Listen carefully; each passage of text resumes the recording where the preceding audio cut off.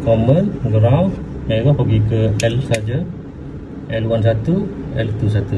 Alhamdulillah, hari ni kita ada tugas. Kita nak pasang auto gate sistem. Okey, jom. Tuan-tuan boleh tengok video saya yang sebelum ni. Saya dah tunjuk macam mana saya lay kabel untuk bagi supply dekat auto gate. Yang ni sebelah kiri dan yang ni sebelah kanan. Okey, jadi kita tarik sampai dekat board dia. Okey, kalau tengok dekat board dia, okey, yang sebelah sini yang kabel daripada arm sebelah kanan, yang dekat sini. Yang sebelah sini kabel dari arm sebelah kiri, yang dekat sana tu. Okey, jadi ini untuk kabel dekat arm. Okay, daripada dalam rumah mesti ada 6 kabel lah. Okey, yang ni daripada DB, live neutral earth. Lepas tu 3 kabel lagi yang daripada switch ni.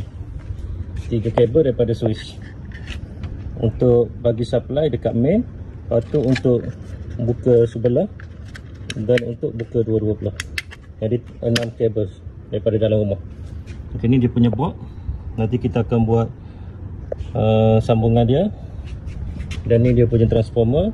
Dan ni dia punya arm. Okey, untuk pengetahuan tuan-tuan, untuk kabel pergi ke arm ni sebenarnya 2 kabel dah cukup dah.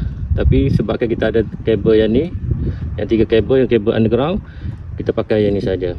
Jadi minimum kabel perlu ada daripada dalam rumah 6 kabel, dan daripada arm 4 kabel, 2 daripada kanan, 2 daripada kiri. Okey, jom kita buat dia punya sambungan dia. Alhamdulillah, kita dah siap buat pemasangan. Ini dia punya panel box. Ini dia punya transformer. Kabel agak serabut sebab kita belum susun lagi. Yang ni kita faham kan. Okey, yang ni kabel live neutral earth daripada DB.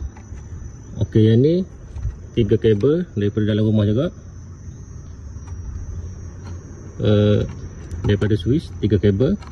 Okey, yang ni 6 kabel daripada arm. Okey, jadi cara sambungan dia tuan boleh tengok dia punya diagram. Mana daripada DB dalam rumah masuk ke transformer dulu. Okay, keluar transformer pergi ke 12 volt ni. Okey, lepas tu yang dekat motor ni sambungan dia pergi motor A, motor B. Okey, yang 3 ni yang push button tu pergi ke switch. Itu sahaja. Alhamdulillah, kita siap kita buat sambungan. Okey, kabel live dengan neutral masuk dekat transformer. Okey, keluar transformer 12 masuk ke dia punya box transformer 12.